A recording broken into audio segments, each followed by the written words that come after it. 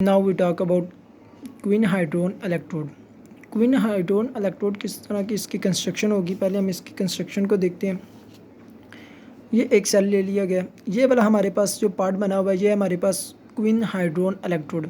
Queen हाइड्रोन electrode में क्या होता है, उसकी बेस के ऊपर बिल्कुल ले लिया जाता है क्वीन हाइड्रोन, उसके अंदर प्लाटिनम स्ट्रिप को ले लिया जाता है। प्लाटिनम स्ट्रिप का हमने पहले भी जिक्र किया था, क्योंकि प्लाटिनम स्ट्रिप क्योंकि ये किसी भी रिएक्शन के अंदर इन्वॉल्व नहीं होती, इनर्ट होती है, यानी किसी के साथ रिएक्ट नहीं करती, इसीलिए हम इसके अंदर प्लाटिनम की स्ट्रिप यूज़ करते हैं। और ऊपर ले लिया जाता है solution of hydrogen ions. Quinhydrone electrode भी यूज़ किया जाता है for the measurement of pH. PH को मेजर करने के लिए ही हम इसको यूज़ करेंगे। अगर हमने इसका पोटेंशियल मेजर करना है तो हम इसको कनेक्ट कर देते हैं विद मर्क्यूरस क्लोराइड। पहले हम इसका पोटेंशियल मेजर करेंगे और उसके साथ कैलुमल इलेक्ट्रोड को एज अ रेफरेंस लेके उसके थ्रू हम इसका इलेक्ट्रोड पोटेंशियल मेजर करेंगे, और बाद में इसको एज अ रेफरेंस इलेक्ट्रोड लेके किसी दूसरे का पोटेंशियल को यानी कि पीएच को हम मेजर करेंगे। पहले हमें किसी ना किसी को एज अ रेफरेंस लेना पड़ता है। यहाँ पे हम रेफरेंस ले लें कैलुमल इलेक्ट्रोड को। जब कैलुमल इलेक्ट्रोड को मेजर करना था तो फिर हमने रेफरेंस लिया था स्टैंडर्ड हाइड्रोजन इलेक्ट्रोड को। अब बात करते हैं क्वीन हाइड्रोन क्या होता है। क्वीन हाइड्रोन दो वर्ड से ड्राइव किया गया, एक क्विनोन से और एक हाइड्रोक्विनोन से। क्विनोन का फार्मूला होता है ये वाला, यहाँ पे डबल बॉन्ड ऑक्सीजन के साथ एक के साथ बना होता है, दूसरे के साथ भी डबल बॉन्ड ऑक्सीजन होता है, और रिंग के अंदर भी दो डबल बॉन्ड मौजूद होते हैं। अगर हाइड्रोक्विनोन की बात की जाए तो उसके ऊपर दो हाइड्रोक्सल ग्रुप मौजूद होते हैं, और रिंग के अंदर ट्रिपल बॉन्ड यानी कि बेंजीन रिंग होगी और ऊपर दो हाइड्रोक्सल ग्रुप लगे होंगे। इसको हम रिप्रेजेंट कर देते हैं क्यू के साथ, और इसको रिप्रेजेंट कर देते हैं H2Q के साथ, क्योंकि यहाँ पे दो हाइड्रोजन की एडिशन हुई है तो इसलिए हमने हाइड्रोजन क्विनोन लिख लिया।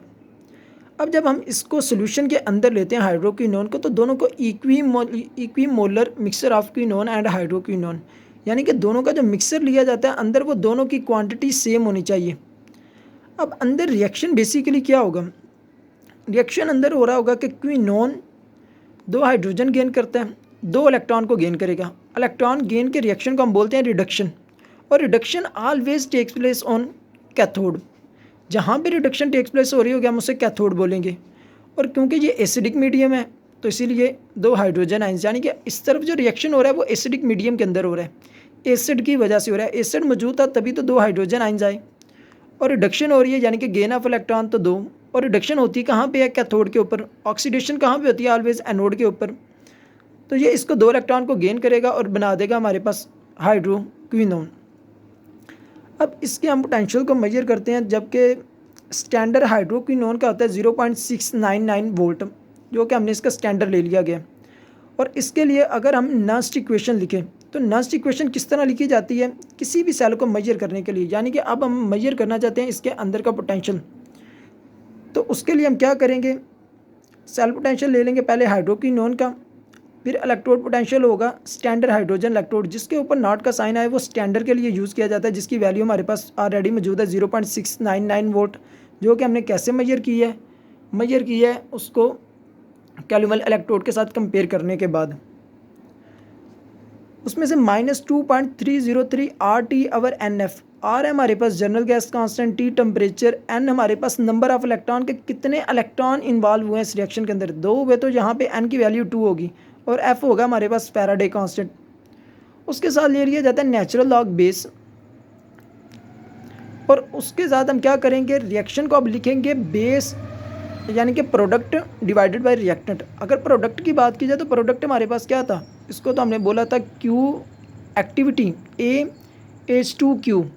ए हमारे पास क्या है, एक्टिविटी ऑफ हाइड्रोक्विनोन प्रोडक्ट की, divided by activity of quinone, ये hydroquinone H2Q product divided by reactant dot, और साथ में अब इसकी लिखेंगे क्योंकि ये रिएक्टेंट है तो डिवीजन में ही आएगा यानी कि नीचे ही जाएगा, तो 1 hour activity of H plus का स्केयर, क्योंकि ये वैल्यू 2 है तो इसके लिए इसका क्या आ रहा है, हाइड्रोजन आयन की कंसनट्रेशन के लिए 2 लिख रहे हैं हम यहाँ पे।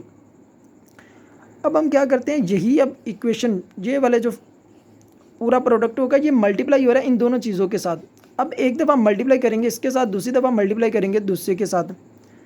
अब स्टैंडर्ड कोई नॉन हाइड्रोड इलेक्ट्रोड को हम बाहर लिख रहे हैं माइनस, ये माइनस का साइन अब पहले मल्टीप्लाई होगा इसके साथ, तो 2.303 RT divided by NF natural log base activity of hydroquinone divided by activity of quinone.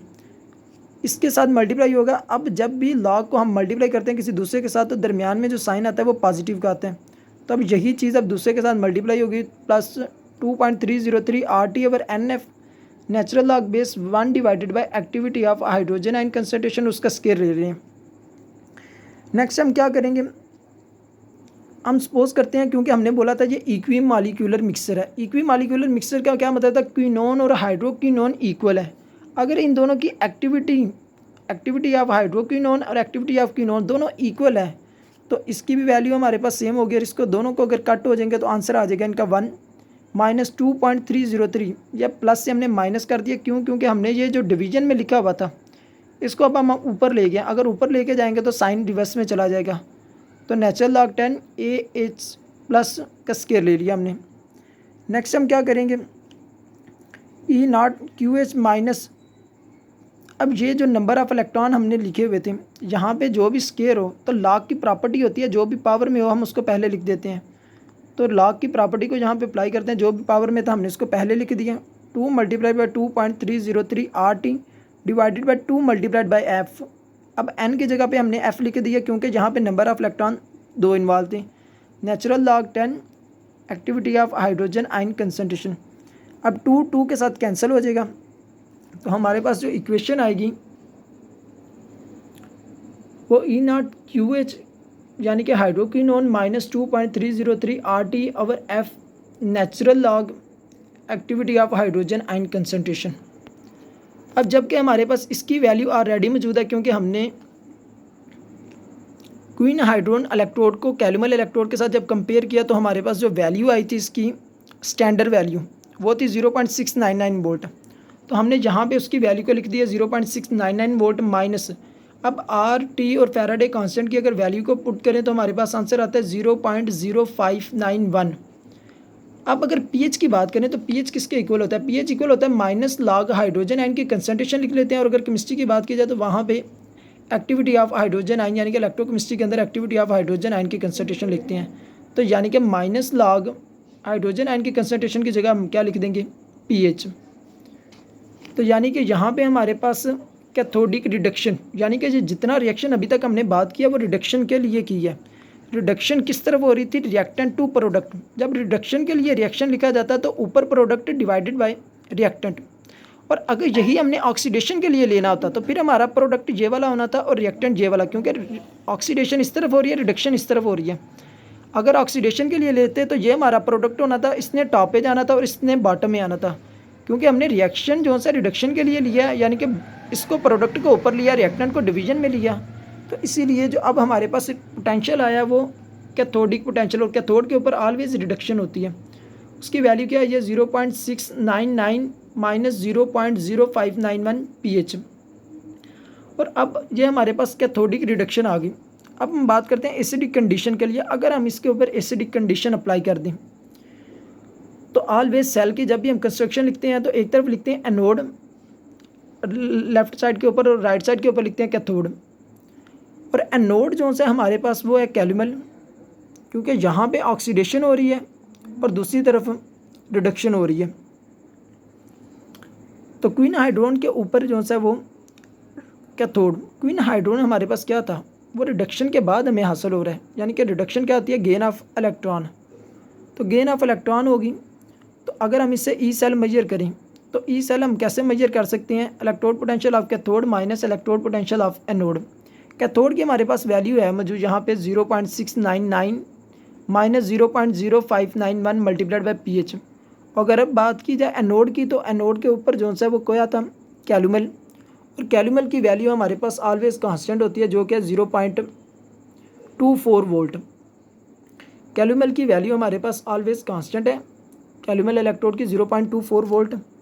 ये हम वैल्यू को यहाँ पे ले लेंगे जो कि एनोड के ऊपर हो रही थी, कैलुमल के ऊपर हो रही है ऑक्सीडेशन और क्वीन हाइड्रोन के ऊपर हो रही है रिडक्शन, यानी कि कैथोड के ऊपर रिडक्शन और एनोड के ऊपर ऑक्सीडेशन। इसकी जगह पे ये वैल्यू ले ली। अब नेक्स्ट प्रोसीजर क्या होगा, ये माइनस की वैल्यू है, ये दूसरी तरफ जाएगी तो प्लस की हो जाएगी। 0.6996 के अंदर से माइनस 0.24 करेंगे तो आंसर आ जाएगा 0.4581। ये इधर प्लस का दूसरी तरफ आएगा तो माइनस का, और ये इधर माइनस का तो दूसरी तरफ जाएगा तो प्लस का हो जाएगा। अब अगर हम इसमें से पीएच को मेजर करना चाहते हैं तो पीएच के लिए क्या करेंगे, ये जो इधर मल्टीप्लाई हो रहा है दूसरी तरफ डिवाइड हो जाएगा। यानी कि अगर हमें इलेक्ट्रोड पोटेंशियल सेल का मालूम हो जाए तो हम उसकी पीएच को मेजर कर सकते हैं इस फार्मूला के साथ, जो कि क्विन हाइड्रोन इलेक्ट्रोड के थ्रू किया जाता है। अब बात करते हैं इसके मेरिट और डीमेरिट की, यानी कि इसके एडवांटेजेस क्या हैं कि ये इजीली सेटअप बना होता है इसका, और सिंपल क्या करना होता है, हमने इमर्स करना होता है, यानी कि डबोना होता है किसी भी, जो हमने पीएच का सोल्यूशन ले लेते हैं उसके अंदर इसको डिप कर देते हैं प्लैटिनम स्ट्रिप को टेस्ट सोल्यूशन के अंदर, तो हमें उसकी पीएच मेजर हो जाती है। और इसके थ्रू जो पीएच वैल्यू आती है वो बहुत ही एक्यूरेट होती है, चाहे उसके अंदर कोई ऑक्सीडाइजिंग आयन हो जो इंटरफेयर करे with the working of hydrogen electrode, चाहे वो किसी के साथ वर्किंग के अंदर ऑक्सीडाइजिंग आयन भी मौजूद हो, इंटरफेयर करता है वो हाइड्रोजन इलेक्ट्रोड के साथ, पर इसकी वैल्यू पीएच की एक्यूरेट ही आएगी। और डीमेरिट क्या है कि जब पीएच की वैल्यू मोर देन 8.5 हो तो इसके जो आंसर आता है वो एक्यूरेट नहीं आता, यानी कि बेसिक के अंदर ज़्यादा एक्यूरेट आंसर नहीं आएगा 8.5 अबव से, अगर लेस होगा तो आंसर ठीक आएगा। ये इसका डीमेरिट यानी कि डिसएडवांटेज था, और बकाया इसके एडवांटेजेस।